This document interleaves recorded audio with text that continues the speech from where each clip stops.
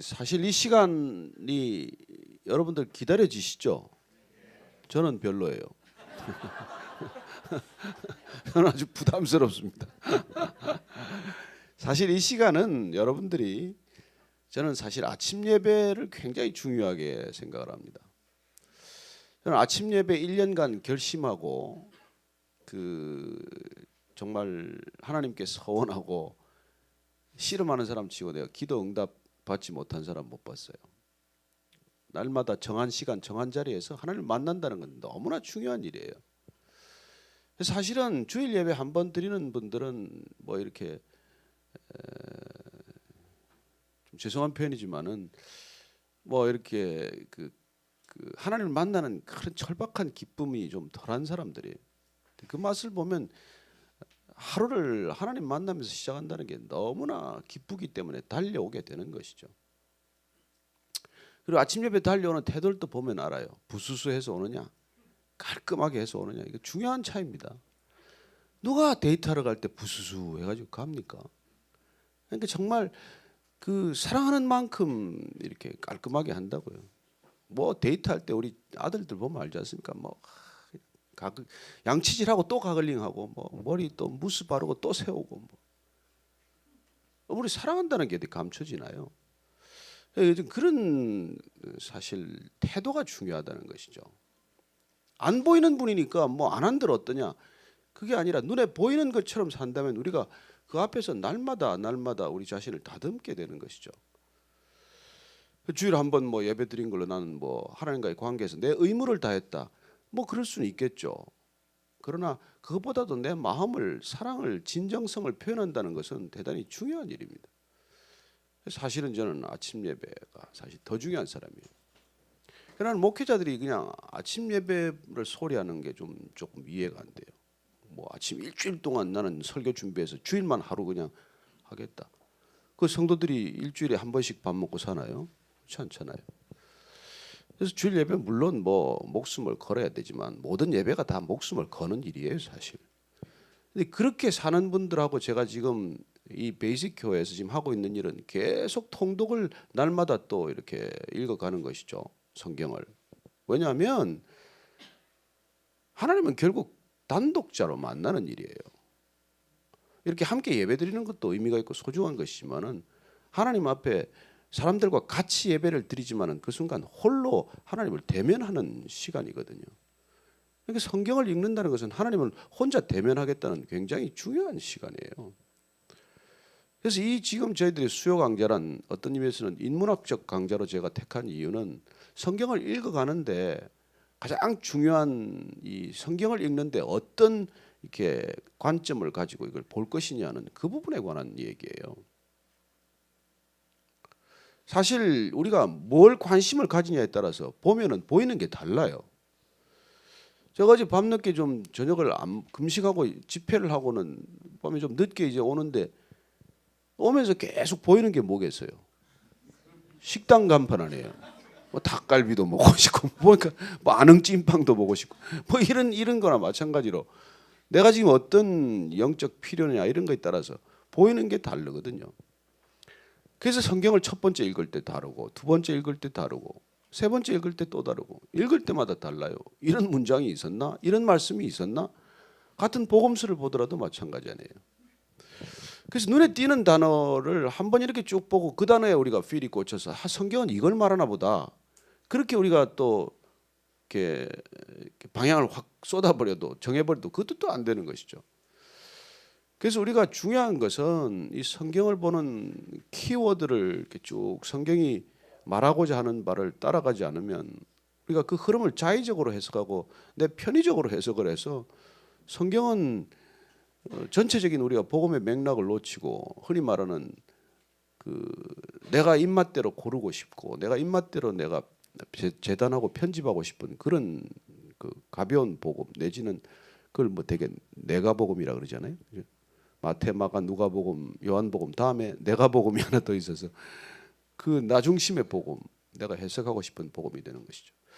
그래서 큐티도 조심스럽고 이렇게 우리가 조심해야 되는 것은 날마다 또 말씀을 읽으면서 그 본문 속에서 나한테 무슨 말씀을 하시나 거기에 너무 초점을 맞춘 나머지 나는 또 이 말씀 가운데 뭘 반드시 적용해야 되겠나 하는 말씀을 찾다가 그게 그 전체적인 성경의 맥락을 놓쳐버리면은 그 내 편의대로 해석을 한 것이죠.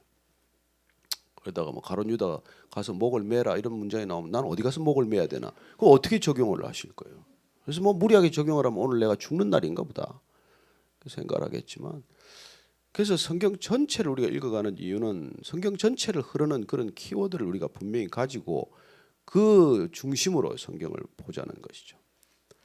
그래서 우리가 뭐 처음부터 이렇게 골랐던 단어가 창조와 진화, 창조로부터 시작이 되니까 성경은 또 에덴으로부터 시작이 되니까 우리는 에녹 성과 대비되는 개념으로 우리는 에덴을 갈망할 것이냐 아니면 에녹 성을 우리가 갈망할 것이냐, 이런 게 대단히 중요한 주제라는 것이죠.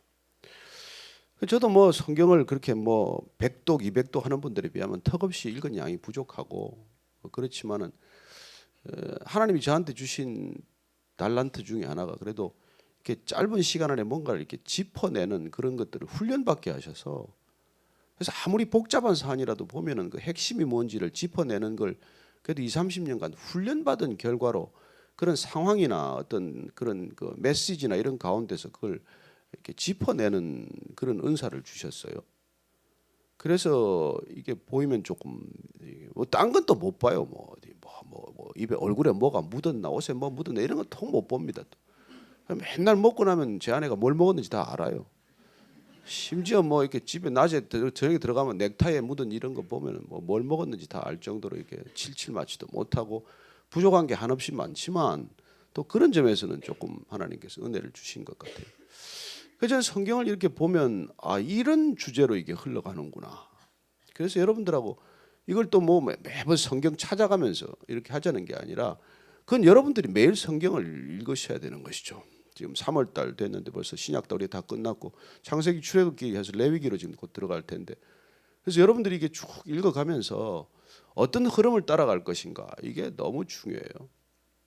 예수님이 이 땅에 오셔서 여러분 말씀과 성령으로 졸업시키려고 한 거 아십니까? 평생 이런 제도권 교회에 목을 메고 다니라는 게 아니에요. 예수님께서 3년 동안 제자들 데리고 다니고 말씀 가르친 만큼 가르치시고 말씀만으로는 네가 살아낼 능력이 없으니, 말씀이 불충분하다는 게 아니에요. 말씀으로 충분해요. 말씀을 잘못 해석하는 것, 말씀을 비틀어 놓는 건 우리가 흔히 말하는 이단이지만은 말씀만으로 부족하다는 것도 이단이에요, 사실은. 말씀만으로 부족하다니까 딴 것을 한단 말이에요. 딴 짓을 하고 딴 걸 자꾸 갖다 섞어가지고 신앙생활을 피곤하게 만든단 말이에요. 이것도 해라 저것도 해라. 그거는 말씀으로 충분해서 흘러 넘치면 자연스러운 행위로 나오는 결과이고 열매이지, 그거 한다고 읽지 않은 말씀이 깨달아지겠어요? 듣지 않은 하나님의 뜻을 알겠어요? 그건 아니잖아요. 그러니까 우리가 충분히 말씀 가운데 이렇게 했었지만 말씀을 알지만 살 능력이 없을 때, 내 자신의 절망할 때 주님께서 성령을 부어주신단 말이에요. 그건 말씀을 살아낼 수 있는 능력을 주시고자 하는 하나님의 선물이에요, 선물. 인간은 두 가지가 있어야 돼요.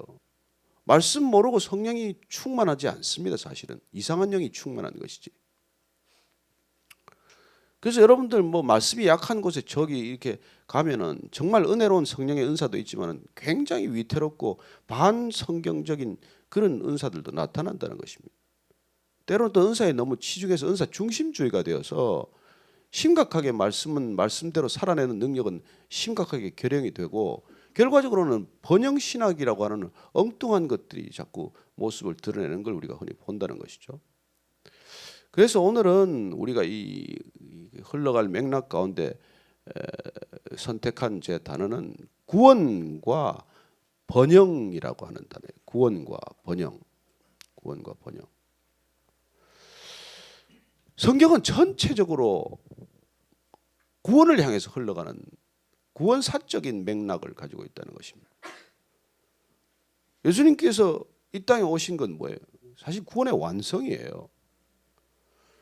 구약 전체는 구원의 필요성에 관해서 그토록 절박하게 하나님께서 우리에게 말씀해 주고 계신 것이고, 구원을 어떻게 해서 완성해야 할 것인지에 대한 하나님의 정말 그 프로젝트의 완결편이 예수님과 십자가란 말이에요.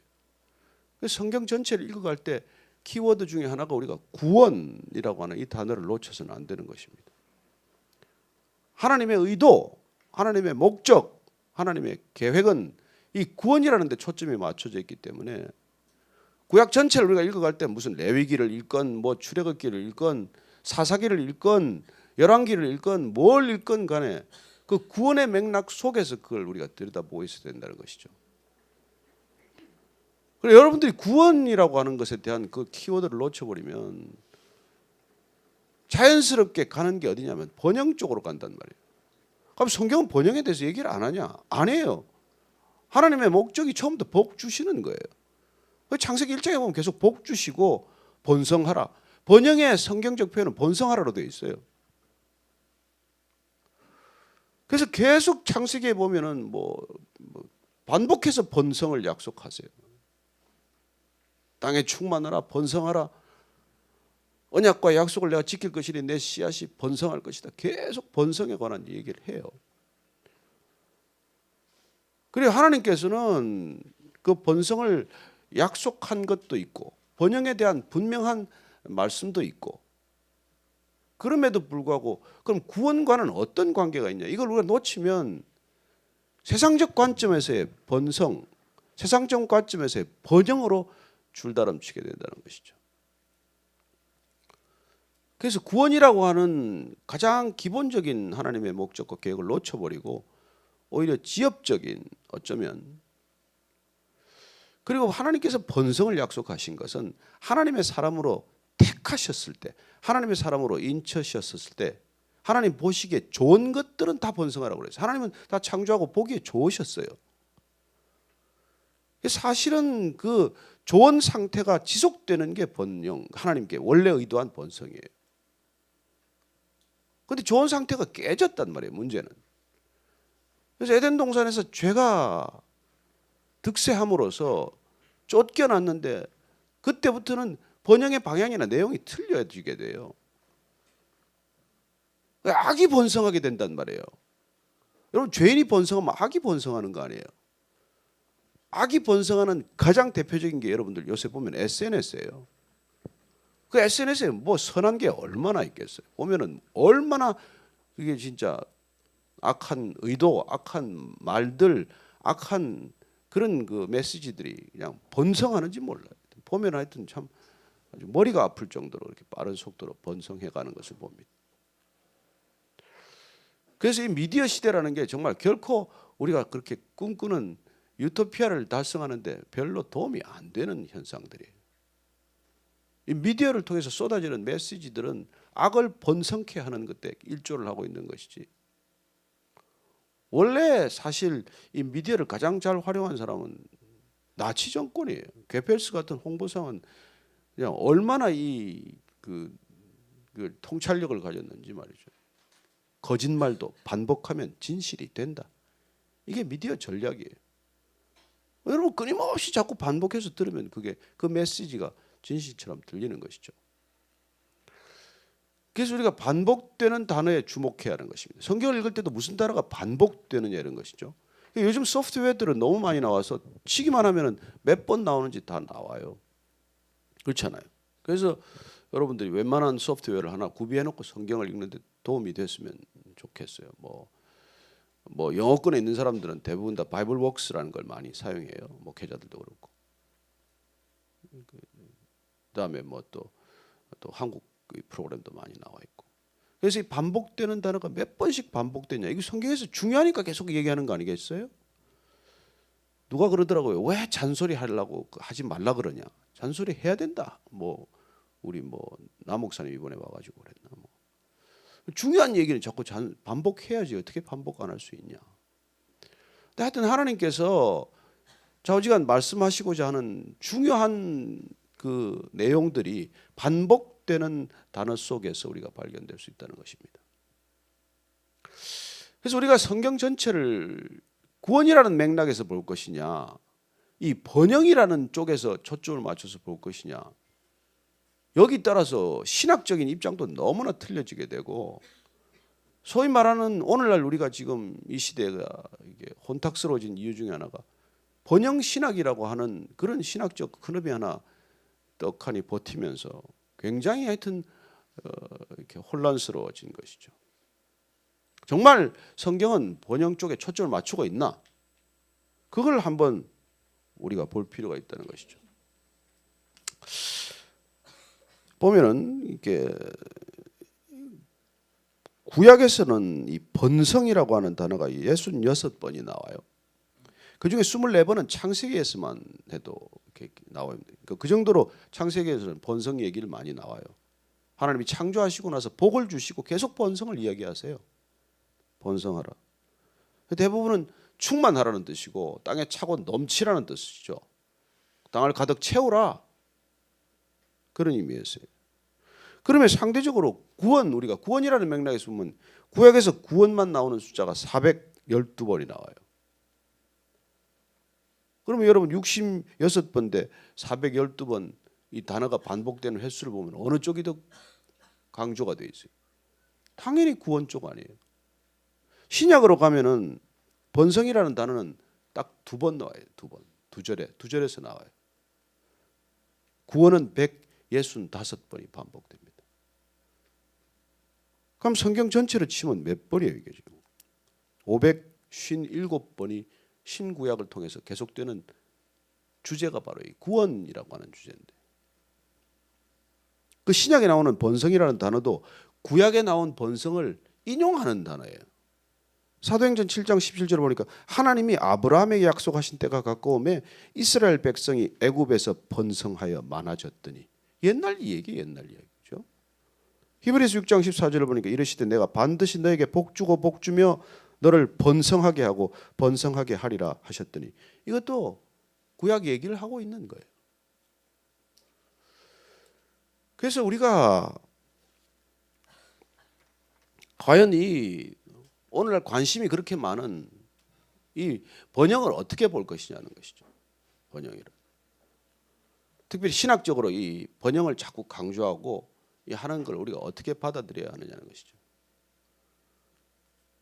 그건 사실 이 우상 숭배를 하나님의 이름으로 하거나 물질적인 탐욕이나 추구를 하나님의 능력을 빌어서 그걸 추구하겠다는 지극히 비성경적인 어떤 그런 관점이 될 수 있다는 것이죠. 왜 그런지를 우리가 한번 성경 전체를 우리가 지금 읽어가면서 여러분들이 느끼는 대로 한번 보십시다. 하나님께서 번성하라고 했지만은 아담과 하와가 죄를 짓고 나서 바로 하나님께서 대책을 세운 게 있어요. 그 우리가 잘 아는 창세기 15장 하나님의 컨틴전시 플랜이에요. 큰일 나서 하나님께서 처음 창조한 목적과 이게 어긋나 버렸으니까. 그래서 우리가 창세기 3장 15절을 찾아보면 한번 찾아보십시다. 우리가 그 잘 아는 이게 원복음이라고 그런 거죠. 우리가 오리지널 가스펠이에요. 창세기 3장 15절을 보면 찾으시면 같이 한번 읽겠습니다. 시작. 내가 너로 여자와 원수가 되게 하고 내 후손도 여자의 후손과 원수가 되게 하리니 여자의 후손은 내 머리를 상하게 할 것이요 너는 그의 발꿈치를 상하게 할 것이니라. 이게 창세기에 타락하자마자 하나님께서 세우신 구원의 첫 번째 선언이시고 계획이세요. 이 하나님의 계획이 끝까지 계속될 거예요.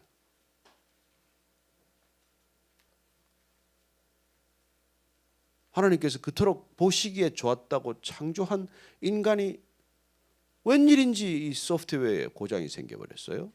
제대로 작동을 안 하는 거예요. 바이러스 먹은 것이죠. OS 프로그램에 바이러스가 끼어든 거 아닙니까? 그래서 OS 프로그램 자체가 하나님이 만드신 소프트웨어로 작동하지 않고 다른 모드로 작동하기 시작하는 거예요. 하나님께서 이 OS를 갈아 끼워야 되겠다고 생각을 하신 것이죠. 이 OS는 제대로 작동이 안 되기 때문에, 사실 구약 전체는 이 OS가 어떻게 제대로 작동하지 않는지에 대한 기록이에요. 그래서 하나님께서 꾸준히 이걸 바이러스 제거 프로그램을 작동하기 시작하는 것이죠. 그래서 인간이 정말 타락이라고 하는 우리 뭐 타락이 뭐 심각하게 생각을 할지 모르겠지만 정말 심각하죠. 심각하지만 이게 어떻게 타락됐냐? 우리는 지금 이 시대 타락이라는 게 엉뚱한 개념으로 자꾸 타락을 생각할 수 있는데, 타락이란 하나님께서 내가 선과 악을 판단하는 판단자의 입장에 있지 않다. 더 나아가면 넌 하나님이 아니다. 넌 피조물이다. 피조물이 피조물임을 기억하라 하는 건데, 내가 피조물의 자리에 난 만족할 수 없다. 난 창조주의 자리에 한번 가보고 싶다. 이게 타락의 기본 출발점이란 말이에요. 인간의 타락의 시작은 하나님의 자리를 넘보는 거예요. 하나님이 되고 싶은 욕망이에요. 내가 창조주의 입장에 서고 싶은 그런 판단자의 입장에 서고 싶은 그런 욕구 자체가 사실 타락의 증조란 말이죠. 그런데 하나님께서 이런 사건이 터지자마자 딱 바로 세운 게 이 사탄의 머리를 깨부심으로, 사탄이 뿌려놓은 바이러스를 제거하기 전에 사탄부터 제거하고 그리고 이걸 원점으로 돌려놓겠다는 거예요. 어쩌면 리세트하는 거고 새로 시작하는 것이죠. 우리가 요새 리세트 개념에서, 그래서 아담에서 시작된 이 타락의 프로세스가 예수 그리스도가 오심으로 리세트되어서 그걸 우리가 뉴 크리에이션이라고 그런단 말이죠. 그럼 바울 신학적 표현이죠. 바울은 아담을 퍼스트 크리에이션으로 보고 예수님을 세컨드 크리에이션으로 본 것이죠. 세컨드 아담으로 본 거니까. 어떻게 보면 아담 리셋 프로그램이죠. 그래서 성경 전체를 이렇게 흘러가면서 이 리셋 프로그램의 전 프로세스를 우리가 구원, 솔베이션이라고 이렇게 이름 붙인 거란 말이에요. 이건 하나님의 타락에 대한 컨틴전시 플랜이고, 이게 하나님께서의 프로젝트 S의 프로젝트 S. S는 뭐예요? 암호가? 구원, 솔베이션의 S. 제가 붙인 거예요, 그냥. 너무 심각하게 듣지 마세요. 그 프로젝트 S는 그 프로젝트 이름을 감춘 거죠. 프로젝트 S는. 프로젝트 원래 프로젝트 명은, 원래 프로젝트 네임은 갖다 붙이기를 주님께 딱 크게 썼어요. 더 크로스. 얼마나 멋있어요. 하나님 칠판에다가 내 인간을 구원하는 프로그램명, 프로그램 제목 이름이 더 크로스예요. 십자가예요. 암호명은 프로젝트 SS, 구원의 암호명이죠. 뭐 재미서 하는 것 같지는 않네. 나는 재밌게 생각했는데 여러분 별로 재미서 하는 것 같지 않네. 그래 하여튼간에 그래서 이 구원을 위해서 하나님께서 작동하기 시작하는데, 이게 이제 인간이 그냥 워낙 타락하는 속도가 빠르니까 이게 정말 이놈들 지은 걸 내가 왜 지었어? 왜? 탄식한다는 말이 나와요. 성경에 하나님께서 인간 지으신 것을 근심하고 탄식한다는 말이 나오지 않습니까? 그래서 물로 심판하는 것이죠. 홍수 심판이 있지 않습니까? 그래놓고 나서 또 하나님께서 또 무지개 언약을 주셔서 내가 다시는 물로 심판하지 않으리라. 이번에 우리 저 갈릴리 호숫가에 가서 계속 하나님께서 그 무지개 언약을 상기시키면서 하루에 막 4번씩 보여주시고 이랬는데, 여러분 안심하십시오. 물론은 여러분 심판 안 하시겠다고 그러니까. 그러나 어쨌건 그 심판에서 마지막 살아남은, 살려두신 하나님께서 구원 계획의 씨앗을 가진 그 노아에게 또 약속을 하시지 않습니까? 하나님이 노아와 그 아들들에게 복을 주시며 그들에게 이르시되 또 생육하고 번성하여 땅에 충만하라. 왜 또 뭐 그렇게 또 후회하신다고 그랬다가 또 이렇게 하십니까? 구원을 이루기 위한 하나님의 계획은 중단이 없습니다. 그래서 정말 회복이 되는 것이 목적이고, 회복되면은 끊임없이 번성해도 그건 문제가 없죠. 여러분 선이 번성하는 게 무슨 문제가 있겠어요? 빛이 충만한 게 무슨 문제겠습니까? 문제는 어둠 때문이고 문제는 죄악 때문이죠. 그리고 우리가 만든 모든 것들이 그렇게 정말 하나님의 선하신 의도대로만 작동된다면 그게 곧 에덴의 회복 아닙니까? 근데 그게 되질 않으니, 그래서 이제 하나님께서 이제 결국은 이 바벨탑 심판을 거쳐서 우리가 보는 게 아브라함 한 사람을 통해서 한번 또 시작하는 거예요. 심판은 더 이상 안 하겠지만, 더 인간을 쓸어버리는 심판은 안 하겠지만 한 사람을 부르셔서 구원 프로젝트를 다시 시작을 하십니다. 그래서 우리가 아브라함과의 언약을 보면 내가 내 언약을 나와 너 사이에 두어 너를 크게 번성하게 하리니, 또 번성해 주겠다는 거예요. 처음 부를 때부터 내 이름을 창대케 하고 열국이 너를 통해서 구원받도록 하겠다는 약속을 하신 것이죠. 구원의 약속이에요. 구원의 약속. 그래서 하나님의 관심은 끊임없이 어떻게 이 인간을 구원할 것인가. 구원이란 뭐예요? 사실 구원의 본질은 여러분 살리는 거예요. 살리는 거. 죄가 들어와서 바이러스가 지금 서서히 퍼져가고 있는데 인간은 죽었다, 죽은 목숨이다, 이걸 모르는 거예요. 문제는. 그래서 우리가 가장 이 세상에 하나님을 모르는 사람들과의 갈등은 뭐냐면 죽었는데 살았다고 생각하고 있는 게, 이게 이제 가장 큰 화근이란 말이에요. 그래서 구원을 필요로 하는 건 내가 죽었다, 내가 죽어가고 있다, 살아나야겠다, 이런 절박함이 있어야 구원에 대한 갈망이 생기는데 이게 없기 때문에 내가 죽어도 죽은 줄 모르고 사는, 이게 이제 심각한 문제란 말이죠. 그래서 이걸 우리가 영적인 나병에다가 비유하는 것이죠. 왜냐하면 고통이 없으니까 이게 그냥 살이 썩어 들어가는지 이걸 모른단 말이에요. 그래서 여러분들 이게 한센시 병이 뭡니까? 고통이 느껴지지 않는 병 아니에요. 그래서 뭐 나중에 손가락이 떨어져 가도 모르고 코가 떨어져도 모르고 고통이 없는 게 얼마나 심각한 거예요. 그래서 하나님께서는 정말 생명이 존재케 하는 소중한 선물로 고통이라는 걸 주셨는데 그 고통을 마비시킨 게 그게 바이러스, 나병, 한센시 병 아닙니까? 그래서 살았다 하나 죽었다는 게 이게 심각한 거예요. 이 비유를 우리가 알려면 우리가 가장 쉬운 비유가 뭐예요? 크리스마스 추리를 하나 자른 것이죠. 크리스마스 추리 전나무 참 멋진 걸 뭐 한 20, 30년 자란 걸 하나 툭 밑둥을 잘라 가지고 화분에 박아 가지고 이렇게 두면 장식용으로 얼마나 멋있습니까? 별 좀 걸고 뭐 흰 솜도 좀 갖다 붙이고, 예? 방울도 좀 달고 뭐 번쩍번쩍하면 이 전나무가 화려해서 얼마나 아름답고 이렇게 탐스러워 보입니까만은 이 전나무는 지금 살아 있는 거예요, 죽은 거예요. 이게. 살아 있다 하나 죽어가는 거 아니에요. 산 것처럼 보이나 이미 죽은 거 아니에요. 왜요? 밑뿌리가 잘렸으니까. 제가 이제 복을 좋아하다가 결국 복이요하고 저렇게 관계가 또 생겨버렸는데. 근데 지금 복집에 가면 그 집에 가면 복이 살아있다고 몇 마리. 수조에 분명히 살아있어요. 그리고 그 복을 살리느라고 밑에 상어, 조그만 상어 새끼 한 마리 넣어놨어요. 보였어요 혹시? 그 두 가지를 우리가 알 수 있습니다. 첫째는 복이 살아있지만 그럼 산 목숨이에요. 나 같은 손님이 오면 한 마리 잡는 거 아니에요. 손님 들어오는 날이 죽는 날 아니에요. 그러면 손님이 없어야 되는 거예요. 그 사람들은 하루라도 더 살려면은 안 됐지만. 두 번째 그 복집의 주인의 의도는 뭐예요? 복이 그냥 상어가 없으면 축 늘어져 가지고 빨리 죽으니까 어떻게든 그 밑에 상어를 한 마리 넣어놔 가지고 복이 그놈 상어 때문에 피해서 하루 종일 분주히 돌아다니는 거예요. 살아있게 하는 거예요.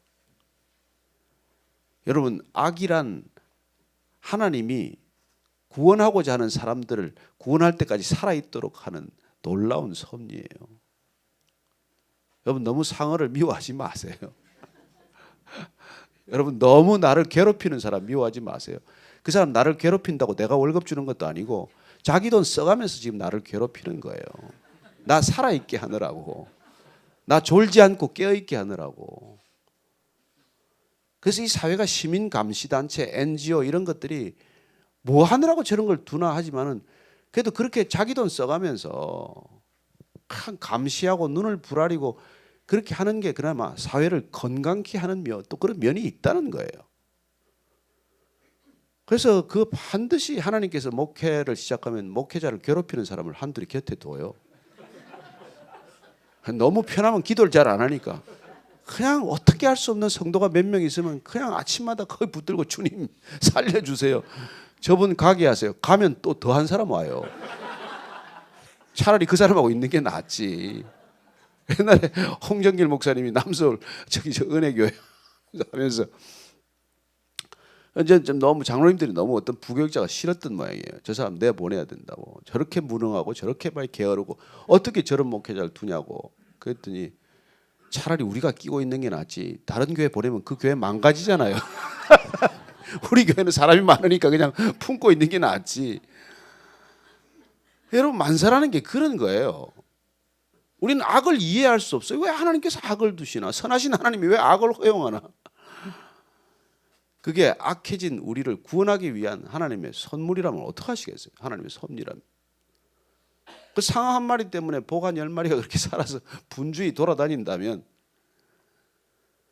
그리고 우리가 하나님의 모든 어떤 그런 전능자 하나님께서 행하시는 일들 가운데 모든 것들이 합력하여 선을 이룬다는 게 그런 거예요. 그런 거예요. 그래서 우리가 다 알지 못해요. 왜 악이 더 번성하는 것 같지? 그게 욥의 질문이고 그게 하박국의 질문이에요. 성경을 읽어가 보면. 왜 이렇습니까? 왜 믿는 사람들, 아버지의 자녀들을, 아버지 모르는 사람, 아버지 안 믿는 사람들을 통해서 우리를 이렇게 할 수 있습니까?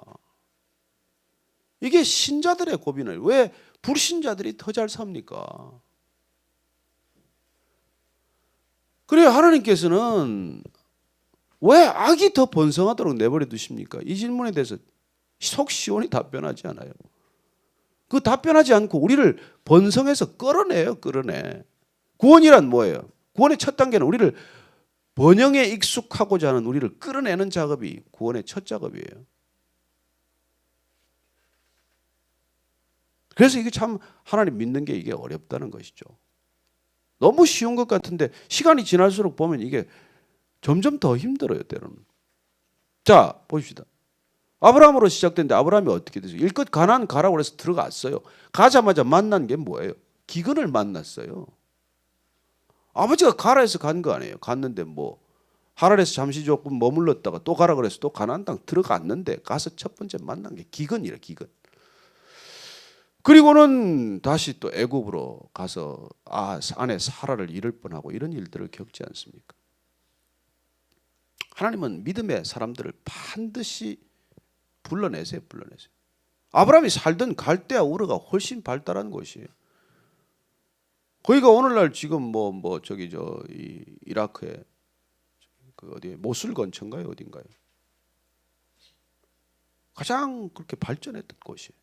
거기서 불러내는 것이죠. 하나님께서.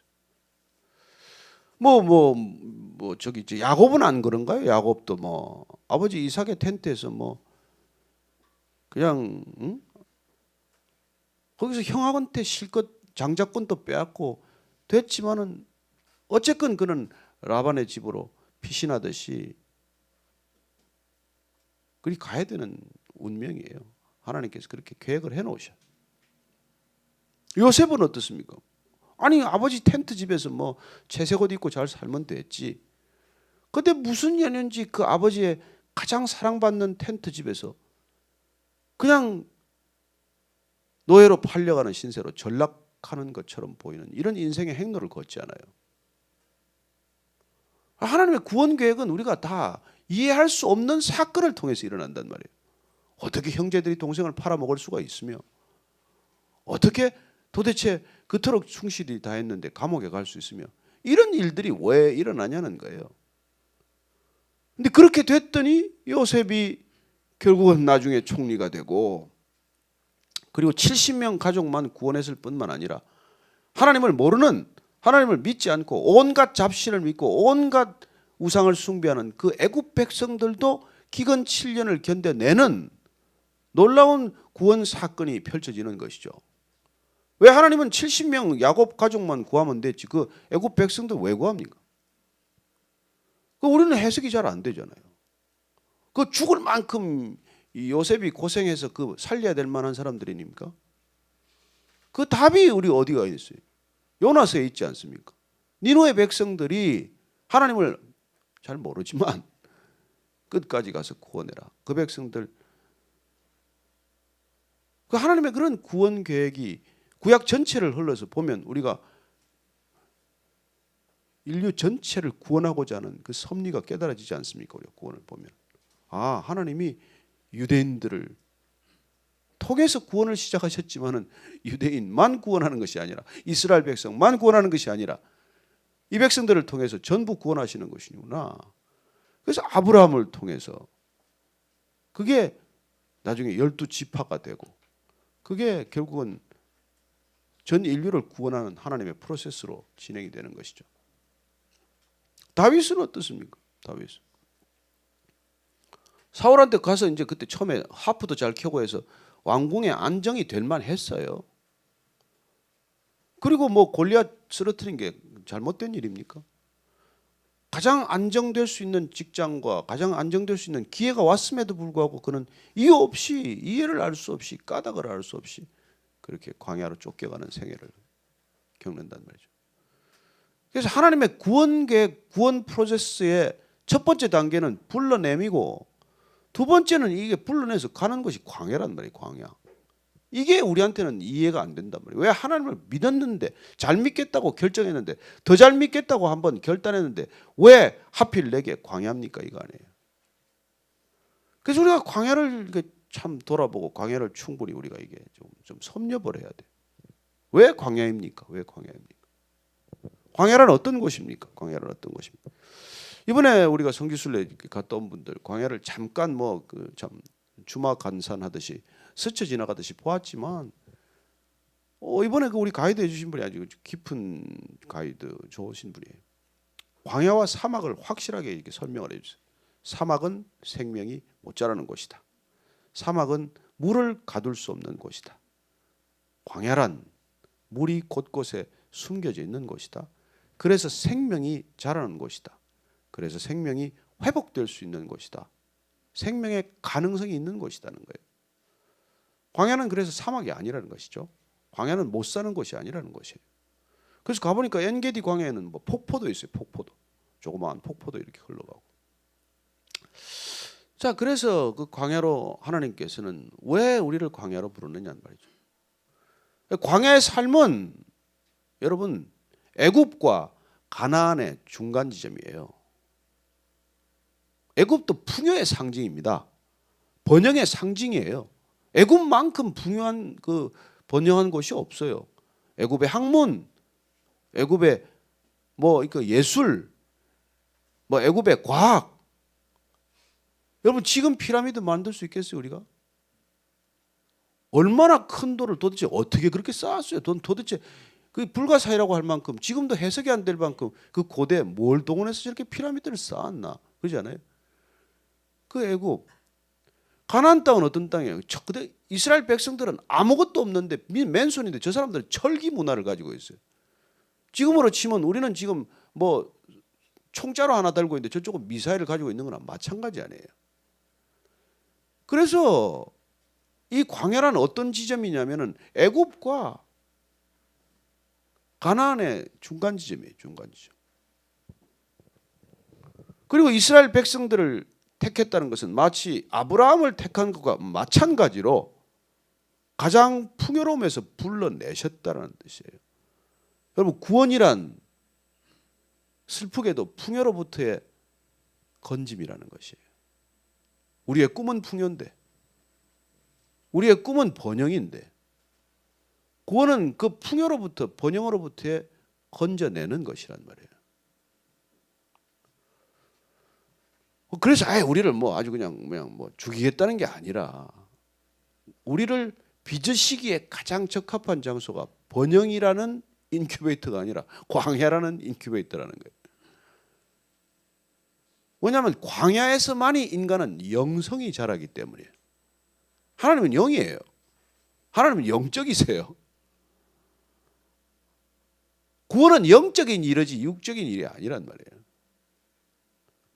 우리는 육신을 가지고 사니까 육신의 일에 관심이 많고 육신이 어떻게 되냐에 너무 관심이 많죠. 갈수록 더해 이게 우리가.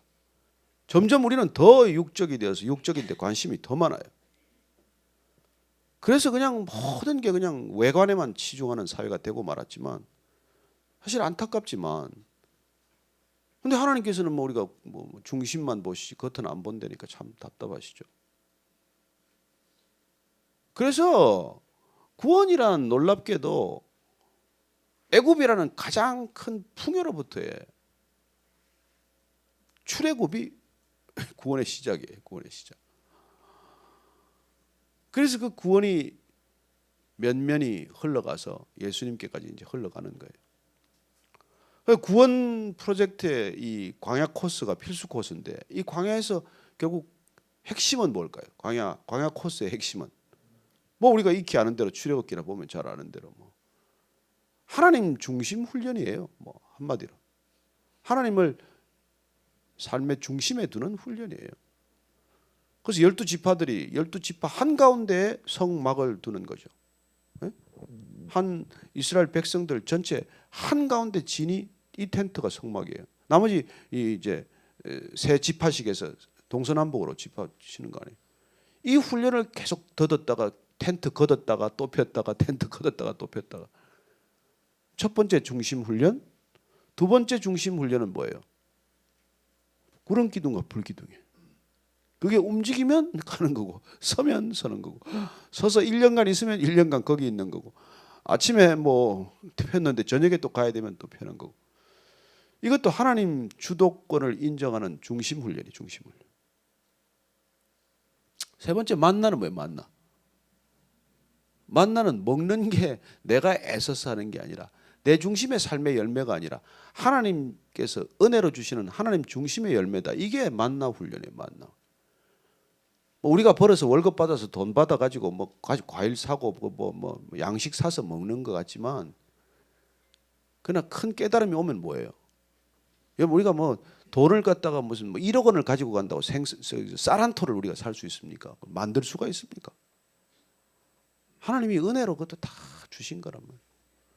우리는 가락시장에 가서나 무슨 농수산물 저기 노량진 수산시장에 가서 사지만 생선 한 마리가 어떻게 생긴 거예요? 그게 뭐 다 하나님이 DNA로 다 만드셔서 바다에서 다 지 나름대로 살다가 어부 손에 그게 잡혀가지고 여기까지 와서 나는 돈 좀 주고 사 먹었지만 그냥 그게 하나님으로부터 온다. 이걸 우리가 늘 날마다 기억해야 되는 거예요. 그거 기억하도록 하기 위해서 만나라는 걸 주신 거란 말이에요. 하늘로부터 쏟아지는 거. 그리고 하나님 중심의 훈련을 위해서 그걸 모으지 말라는 거예요. 모으지 말라. 이게 또 우리하고는 또 안 맞아요. 우리는 좀 모아가지고 다음 달 먹을 것도 좀 모아놓고 싶고 연말까지 좀 모아놓고 싶고 그러다가 한 10년 정도 모아놓고 싶고 나중에 죽는 날까지 모아놓고 싶다가 욕심이 더 나니까 그래도 큰 자식은 먹이고 둘째 자식 먹이고 그러다가 손자 태어나니까 손자까지 먹이고 하다가 결국은 뭐 이상하게 되는 건데 그런데 우리는 뭐예요? 웅덩이 너희들 죄가 무슨 죄예요? 우리 나중에 이스라엘 백성들한테 터진 웅덩이를 만들어 가지고 거기 물을 가둔 게 그걸 죄라 그래요. 생수의 그런 대신 하나님을 버린 것과 너희들이 터진 물웅덩이를 만들어서 거기다가 가두려고 하는 거라는 거예요. 사실 우리 다 죄인이에요. 뭐 목사들도 요새 연금도 들고 그러잖아요. 그것도 다 웅덩이나 마찬가지죠, 뭐 사실. 연금 다 들어놓고 뭐 가는 보장이 있나요? 그래서 우리는 이 구원의 프로젝트를 정확히 이해하지 못하면 세상이 뒤쫓는 이 번영의 프로세스로 넘어가게 돼 있는데 번영의 프로세스는 뭐냐면 에덴의 동쪽으로 우리가 첫 강의 때부터 시작했던 에덴의 동쪽으로 가기 시작했던 사람들이 에녹 성을 짓고 바벨 탑을 세우는 그 포장지가 번영이란 말이에요. 탐욕을 포장하는 포장지가 번영으로 포장이 돼 있어요. 그래서 잘 몰라요 우리가 자꾸. 너무나 포장지가 멋있으니까. 이 포장지에 우리가 현혹이 돼서 사실은 포장지를 까보면 그 안에는 뭐가 들어있겠어요? 거기 여전히 에녹성이 들어있고 바벨탑이 들어있고 제국이 들어있단 말이에요. 제국. 그래서 우리는 아수르 제국, 바벨론 제국, 그리고 헬라 제국, 로마 제국, 끊임없이 번영을 추구하는 인간의 욕망은 제국주의로 귀결이 되는 거예요. 사실은 끝났습니까? 제국주의는? 임페리얼리즘 끝난 걸까요? 대영 제국이 내리막이 됐다고 제국은 없어졌습니까? 아니죠. 팍스 브리타니카 이후에 뭐예요? 팍스 아메리카나. 지금은 뭐 팍스 시노 아메리카나, 팍스 시노 아메리카나, 그런 것이 계속되는 것이죠. 이 세상에 끊임없는 맥박은 제국을 향한 맥박이에요. 그 제국을 포장하는 것이 번영이에요. 번영의 궁극적인 골은 누구든지 제국을 이루는 거라고요. 기업도 제국이 되는 것이 꿈이고,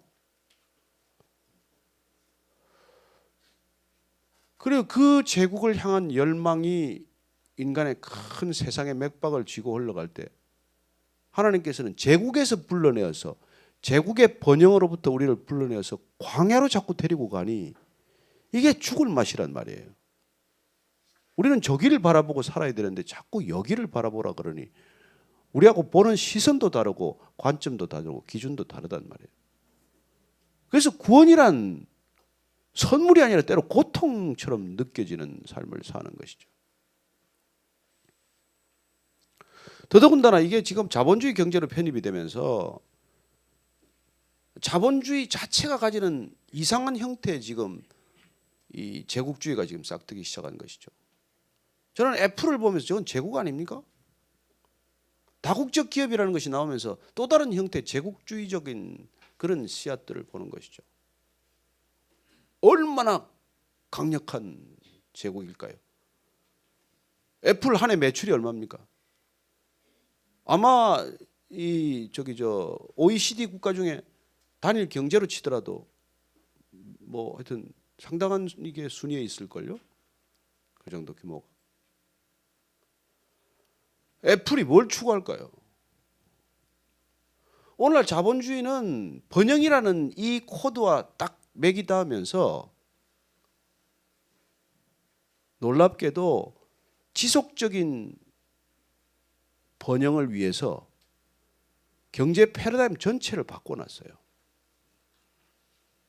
이 경제학 교수가 계셔서 말은 좀 조심하기 어려운데 그냥 제가 얘기하기엔 쉬운 일이 아닌데, 진화라는 코드를 우리가 왜 그렇게 중요하게 봤냐면 진화와 번영이 이게 딱 결합이 되면 이건 무한 경쟁을 통해서 무한 번영으로 가는 코스를 하나 우리에게 이제 가이드라인으로 제시를 하는 것이죠. 그래서 과거의 경제 패러다임은 수요가 공급을 결정했어요. 인간이 뭘 원하느냐에 따라서 물건을 만든 것이죠. 그런데 무한히 성장하기 위해서는, 계속해서 진화하기 위해서는, 계속해서 번영하기 위해서는 수요가 공급을 창출하는 시스템을 가지고는 못 따라가요. 그래서 공급이 수요를 창출하는 경제 패턴으로 넘어가는 게 우리가 살고 있는 시대예요. 이게 전부 흘러오는 맥락이 이 진화론적인 사고와 번영의 맥락을 따라서 창조되는 인간의 놀라운 이 타락의 코스라는 거예요. 그래서 우리는 얼마나 많은 물건을 만드는지 몰라. 인간의 수요와 욕망을 자극하고 수요를 부추기기 위해서. 여러분, 우리가 뭐 언제 핸드폰 갖고 살았어요? 우리가 언제 뭐 이런 거 저희들 뭐 처음 입사했을 때는 그 삐삐 하나씩 나눠줬어요. 삐삐. 삐삐도 좀 이따 생겼구나. 그래가지고 삐삐하고 뭐 그다음에 이제 큰 무전기 하나씩 갈라줬어요. 그래가지고 제가 4호였는데 사장이 1호고 뭐 보도 이사가 2호고 보도 국장이 3호.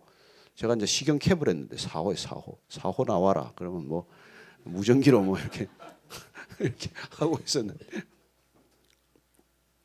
그래서 그 무전기가 얼마나 귀했던지 교통 신호 이게 빨간 신호등이 있는데 경찰관이 서 있을 때 그 무전기만 흔들면 빨간불 통과해도 그냥 경례 딱 하고 이런 시대를 살았는데 하여튼 하나 재미없어하네. 하여튼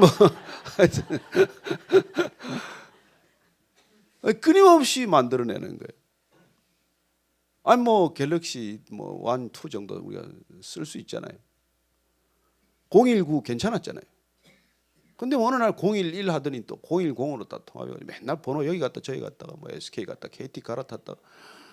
기계 뭐 5 나오면 6 나오면은 뭐 또 조바심이 나요. 저 언제 바꿔야 될 텐데 국내 시판은 언제 한대? 뭐가 또 낫대? 그리고 우리는 그들이 만드는 제품이 우리 수요와 수요 욕구를 불러일으키는 시대에 살고 있는 거예요. 그래서 뭐 기계는 쓸만하지만 우리는 뭐 1, 2년 안에 바꿔야 돼. 안 바꾸면 촌스러워지고 낙후되니까 뭐 할 수도 없어요. 그냥 멀쩡한 저도 양복을 이렇게 줄이는 거예요. 바지를 좀 더 좁게 만들어 가지고 다 남들이 그렇게 입으니까 뭐 할 수 없어요. 저는 깝깝해요. 핫바지가 좋은데. 그래서 그 수요를 창조하는 그 공급자들의 그 말려 들어가 가지고 끊임없는 수요를 창출해 줘야 되는 거예요. 그래야 번영의 시스템이 유지가 되기 때문에 그래요. 이 번영의 시스템을 끝까지 유지하고자 하는 이 집요한 욕망과 탐욕의 세기를 우리는 어떻게 벗어나겠어요? 무슨 도리로? 우리가 무슨 힘이 있어서? 그래요. 거기서 벗어나는 게 구원이란 말이에요. 구원은 그 코드에서 벗어나기를 주님께서 우리에게 부르심이란 말이에요. 여러분 우리가 지금 이 애플 제국에서 벗어나는 것보다 애굽 제국에서 벗어나는 게 훨씬 어려웠어요. 그래서 거기서 벗어났던 사람들이 광야를 가면서 계속 애굽 타령을 하는 거 아니에요. 그래도 거기서는 가마솥 곁에서 말이야 부추도 먹고 외도 먹고 오이도 먹고 수박도 먹었는데 이게 뭐야 만나란 그런 투정을 하면서 광야에서 40년을 전전하지 않습니까?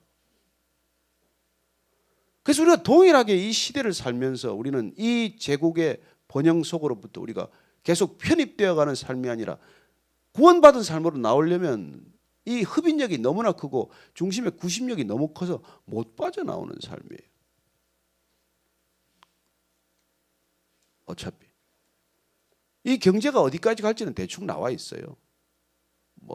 이제 바코드 시스템으로 가서 그다음에 이제 베리칩 시스템으로 이제 간다는 거죠. 그래서 좁쌀만한 거 하나씩 다 박아야 되는데 그것도 박는 전략이 다 있어요. 그 사람들도 들어보면 처음에는 의료 정보를 전부 이제 받는 걸로 해서 당신 말이지 심장도 체크해주고 당뇨도 체크해주고 이거 하나 박으면 다 건강 끝난다는데 누가 또 안 받겠어요. 그다음에 이거 없으면 이제 그다음 통과 안 하면 이제 공항도 못 나가. 백화점 가도 결제가 안 돼. 이제 경제 시스템으로 그걸 또 올가매는 것이죠. 그래서 그 좁쌀만한 거 여기 하나 저기 저 옛날에 그 천연두 접종 맞듯이 하나 맞으면 되는데 그걸 왜 피하냐 그러면 누가 안 맞겠어요. 그걸 육룡이다 그런 거 해석은 그건 필요 없는 거고 어쨌건 가고자 하는 큰 이 경제 시스템이 있단 말이에요. 그 무한 번영을 통해서 사실은 노예 제국을 만드는 거 아니에요. 노예 제국을 만드는 거 아니에요. 처음에는 투웨이 커뮤니케이션이 안 되겠죠. 이 칩을 통해서. 근데 궁극적으로는 빅브라더가 하는 일은 투웨이 커뮤니케이션을 통해서 인간의 의식 세계 전체를 지배하겠다는 거란 말이에요. SF 소설 같은 얘기일지 몰라지만 그것들이 현실적으로 다 진행이 되고 있는 거예요. 그 코드를 다 장악하고 있는 키워드가 이게 번영이라는 번영. 프로스페리티라는 거예요. 그런데 어떻게 성경을 해석하는 신학자들이 번영 신학이라는 말을 만들 수 있어요? 말이 안 되죠. 번영 신학이 시작된 건 되게 더 거슬러 올라가면 오래겠지만 로버트 슐러 목사나 이쪽에서부터 한국으로 넘어오기 시작을 해서 우리의 욕망을 부추기는 여러분 욕망과 탐욕을 포장하는 포장지가 번영이라니까 번영. 거기다 갖다 붙여가지고 계속 우리의 욕망을 충족시키는 그런 신학적 이론을 정립해서 교회를 흔들어 놓으면 어떡하느냐고요. 하나님의 뜻은 구원인데 그 구원이란 거기서 불러내어서 하나님을 바라봄으로써 하나님과 교제함으로써 하나님과 동행함으로써 영적인 존재로 살아나는 것 영원한 생명을 유지케 하는 것 그게 하나님의 목적인데 우리는 그렇게 하는 거죠. 그래서 예전에는 그 미국에 살 때 에미시 피플들 지나가는 동네를 지나가면 야, 저 사람들 지금 저러고 사냐 그렇게 제가 좀 한심하게 봤는데 요새는 조금씩 이해가 가요. 아유, 어차피 잠시 사는 세상인데 구원받은 백성답게 사는 것 그것도 하나의 방법이다 그런 생각이 들어요. 또 이제 나이가 이 나이가 되니까 나도 그런 공동체를 한번 해볼까 이런 생각도 들고 그러면 이제 이단의 괴수가 되겠죠. 또. 돈을 안 벌면 뭐 신앙촌 가치는 안 되겠지만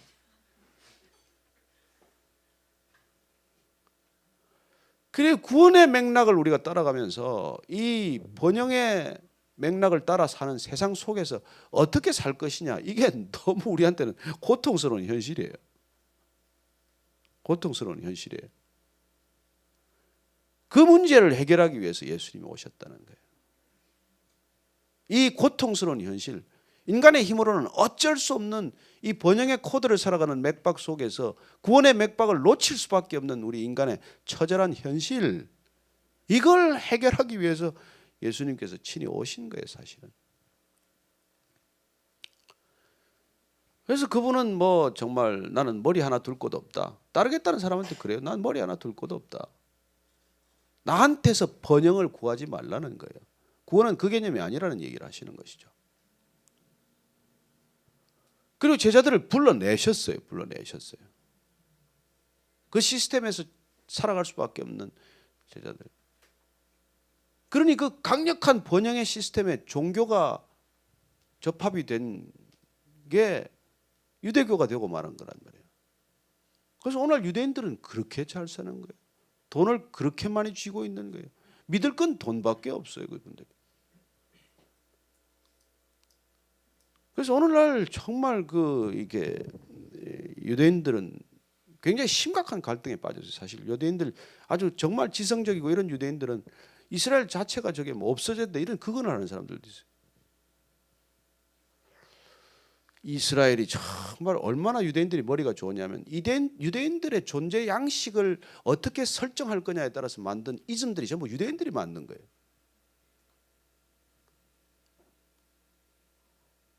그분들이 놀랍게도 다윈이즘도 만들었고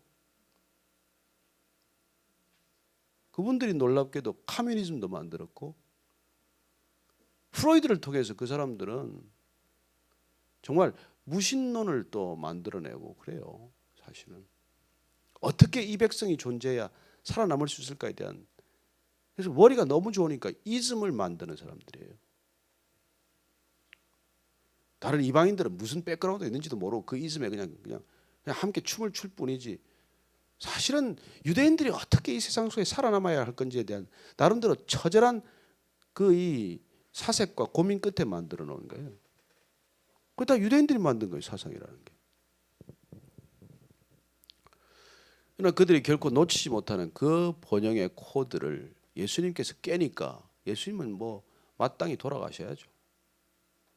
그런 거대한 권위과 기득권을 도전하는 걸 누가 용납을 하겠어요. 그래서 참 이 시대를 들여다보면 우리가 인생 산다는 게 이렇게 간단치 않아요.